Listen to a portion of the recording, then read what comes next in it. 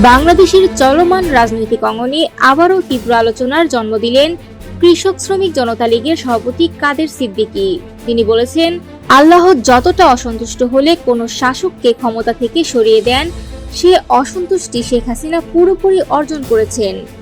আল্লাহর গজবের কারণেই তিনি ক্ষমতা হারিয়েছেন। গত রোববার আগামী জাতীয় সংসদ নির্বাচনকে সামনে রেখে রাজনৈতিক দলগুলোর সঙ্গে নির্বাচন কমিশনের ধারাবাহিক সংলাপে তিনি এই মন্তব্য করেন।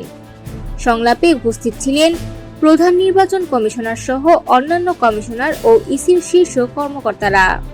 কাদের সিদ্দিকী বলেন, জাতীয় নির্বাচনের দিন যে গণভোট আয়োজনের ঘোষণা এসেছে, সেটি নিয়ে এখনো মানুষের মধ্যে ব্যাপক বিভ্রান্তি বিরাজ করছে। 4টি প্রশ্নে ভোটাররা কিভাবে আলাদাভাবে মত প্রকাশ করবে, এ বিষয়টি অনেকের কাছেই অস্পষ্ট।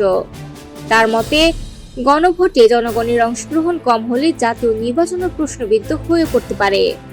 অন্তর্বর্তী সরকারের বিষয়ে প্রশ্ন করা হলে তিনি জানান, গত 15 মাস ধরে তিনি সরকারের কোনো আমন্ত্রণেই সাড়া দেননি।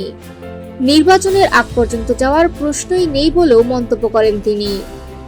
আসন্ন জাতীয় নির্বাচন নিয়ে উদ্বেগ প্রকাশ করে কাদের সিদ্দিকী আরো বলেন, দেশের সংখ্যাগরিষ্ঠ জনগণকে রাজনৈতিক প্রক্রিয়ার বাইরে রেখে কোনো নির্বাচন আয়োজন সম্ভব নয়।